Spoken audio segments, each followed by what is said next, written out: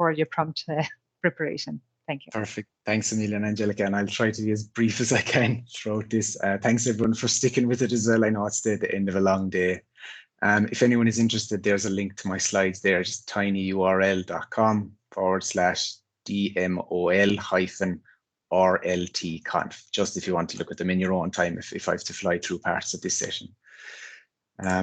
Okay, I get going straight away. So briefly then, I just want to discuss, I suppose, the emergence of quick tips for teaching online blog series that we've been working on for the last, I suppose, number of months, just, I suppose, the start of the academic year, and how it's starting to evolve into a patchwork quilt of online teaching practices. And just to give some of you a flavor, hopefully you're able to see this GIF appear on screen here. If you haven't seen the blog, there's a link to it there. And this will just show you what it is like, I suppose. And there's an array of posts, luckily, from our first year. Its inaugural year is a blog series. There's 3 pages worth there you can see on the website. So we're very happy with the way it's starting to take shape as a professional development initiative. It wouldn't be possible without the Learning Technology Forum. Some of you may be aware of what that is in UL. Some of you may not be aware, but it includes representatives like learning technologists, academic developers, many academic staff members, etc., etc. You can see on screen there from across the university. So it is a cross-institution forum. We have central divisions involved, such as ourselves in CTL, ITD, our colleagues in GPS and library, and also from each of the 4 faculties as well. So it's a real melting pot. You'll see here I've just put together all of our autumn semester 2020 posts. We had 13 posts in autumn, and you can scroll through them there, access them all from this handy area on the slides if you have visited that link. They're all there for you. And here are the ones in spring semester. So we had 7 in the spring semester, just passed, and 13 in the autumn semester. Briefly then, a rationale for why a blog series at all.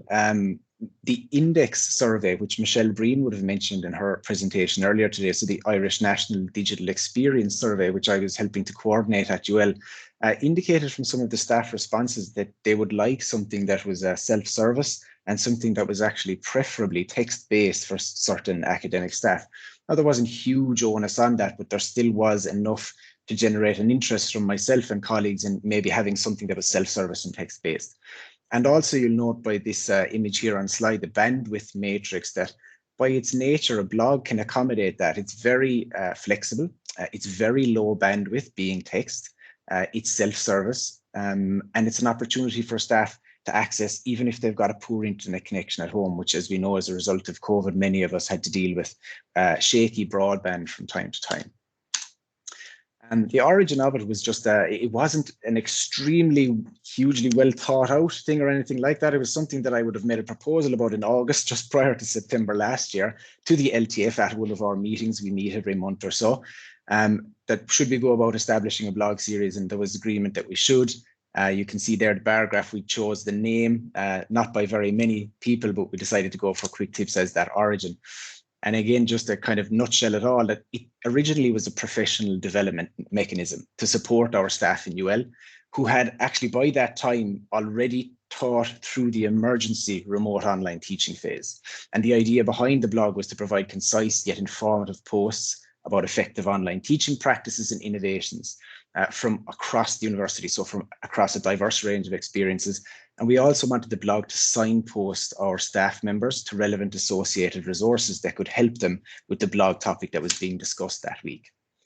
So primarily it was targeted, as I've mentioned there, at a readership of UL staff. It was a digital pedagogy focus that we had rather than a digital technology one initially.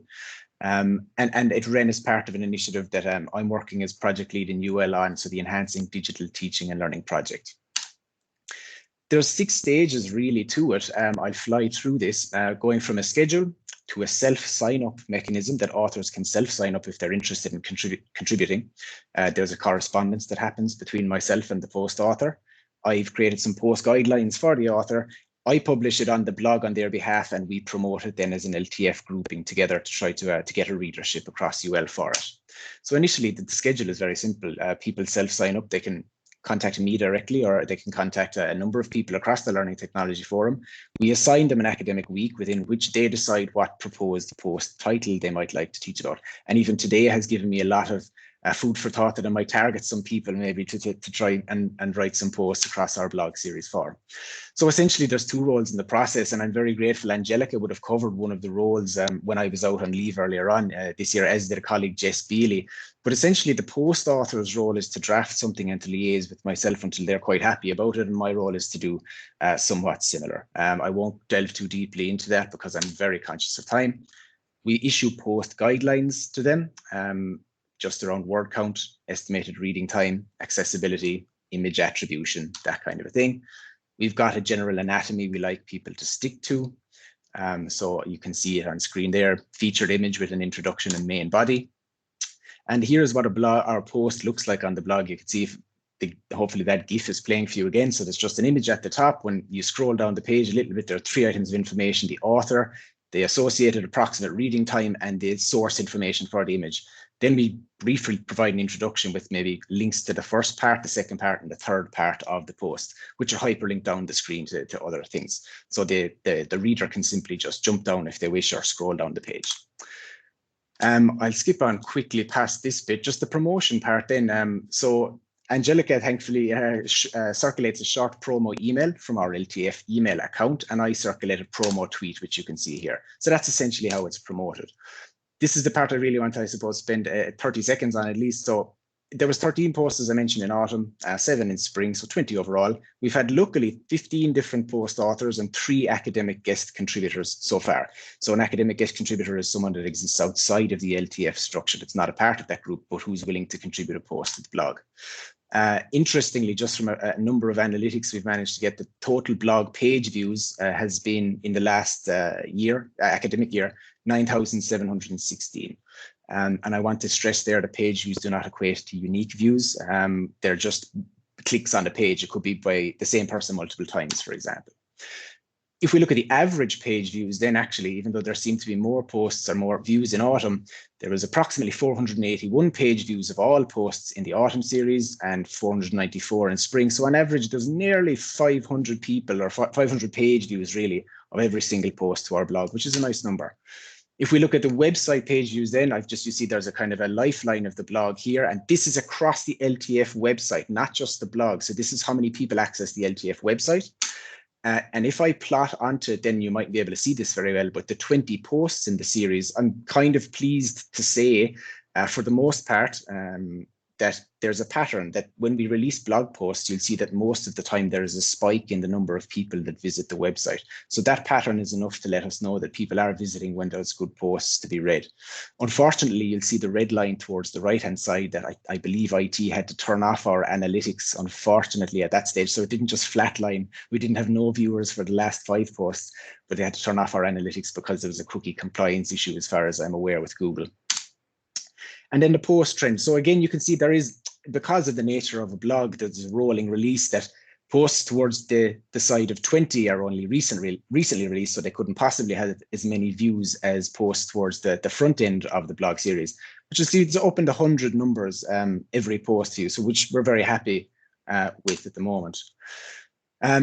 Briefly then, the benefits of it: it's informal, flexible, bite-sized professional development for staff. I won't dwell too much on that. There are benefits for the reader and for the author. There's a number of challenges associated. I think, to be honest, what I'll do is I'll skip towards the end at this stage because I'm conscious of time, but I will give you the link to view my presentation slides if you're interested. The last thing I want to just look at is impact beyond UL. We were very lucky that one of our post authors, Thomas O'Shaughnessy's post, was actually picked up in a recent article in the Journal of Applied Instructional Design. So his post was actually referenced in that journal article. So we're delighted there's an impact from this blog series beyond the walls of UL. Looking at where it might go, we could bring it to be an open faculty patch book so that everyone would contribute something across maybe departments or something like that, to have a patch book of teaching practices for posts. If you're someone who is interested in actually in UL, you have to be a member of staff at the moment in UL. If you're interested in giving feedback, I've linked to a form there to see how we can address your needs. Or if you'd like to contribute, you can use that link to the form on that slide as well to contribute something. So just to say thank you very much. I'm so conscious of time, so I'll just fly to the end. If there is time for Q&A, happy for that, Angelica, but I know you're caught for time. Thanks so much, David, and so many apologies for well done for the for streaming through so effectively through the presentation, and so thankful as well that you're sharing your slides in case people want to delve a little bit deeper onto how this very successful blog series as well